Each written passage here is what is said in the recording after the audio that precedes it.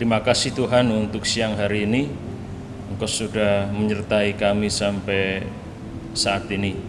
Kami hendak merenungkan firman-Mu. Tuhan tolong kami. Terima kasih Tuhan, dalam nama Tuhan Yesus. Amin.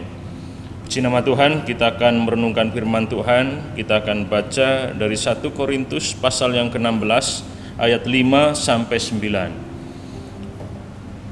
Rencana Paulus. Aku akan datang kepadamu sesudah aku melihat Makedonia, sebab aku akan melintasi Makedonia.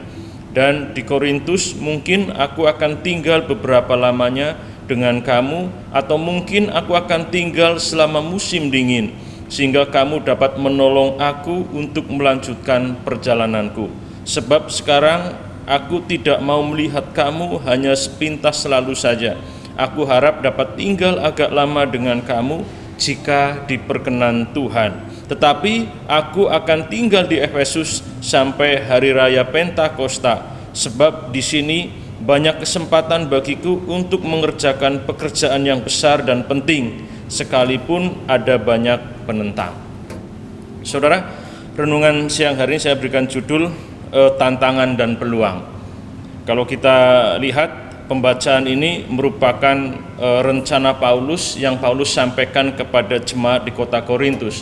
Paulus punya rencana untuk mengunjungi, bahkan tinggal di kota Korintus untuk beberapa lama. Dan kalau kita lihat rencana Paulus begitu matang dan begitu detail. Kalau kita baca 5 ayat yang ke-6, ayat yang ke-7, sangat detail. Rencananya sangat matang. Paulus akan tinggal untuk mengunjungi jemaat di kota Korintus, bahkan dikatakan mungkin selama musim dingin. Beberapa waktu lamanya akan tinggal bersama-sama dengan jemaat di kota Korintus. Saya yakin jemaat di kota Korintus pun sudah menanti-nantikan kedatangan Rasul Paulus sebagai hamba Tuhan yang sudah melayani mereka.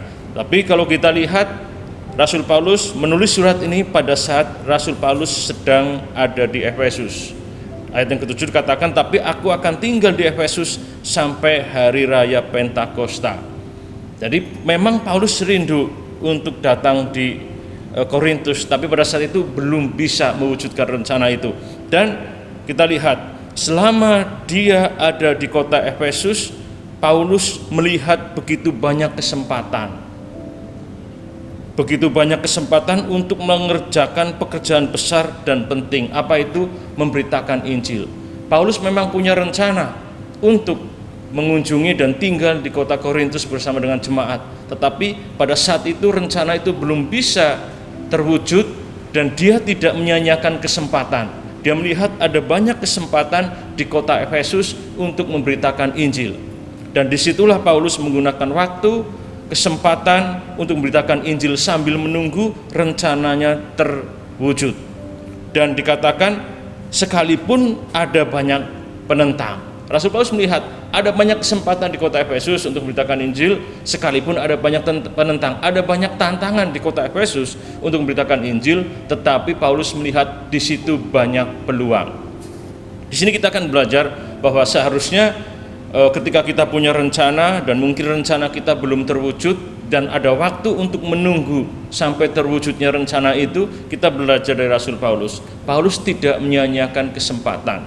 Ada kesempatan, dia gunakan. Memang dalam setiap kesempatan selalu ada tantangan, ada peluang, berarti ada tantangan. Dan di situ Rasul Paulus mengatakan dia menggunakan kesempatannya untuk mengerjakan pekerjaan yang besar dan penting, walaupun ada banyak penentang.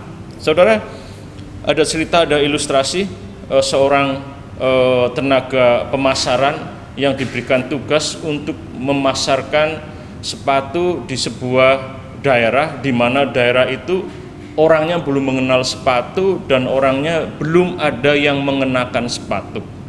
Saudara, ketika kita ada di posisi tenaga pemasaran itu, mungkin kita akan melihat bahwa ini tantangan yang sangat besar. Kenapa? Karena orangnya belum tahu apa itu fungsi dan manfaat sepatu, sehingga mereka belum tahu betul, ya. Dan kemungkinan mereka juga belum punya keinginan untuk membeli. Dan memang pada saat itu belum ada orang yang membeli sepatu di daerah itu. Tetapi si tenaga pemasaran ini melihat ini sebagai sebuah peluang. Ada tantangan memang. karena orang-orang belum tahu apa itu sepatu. Tapi ini peluang.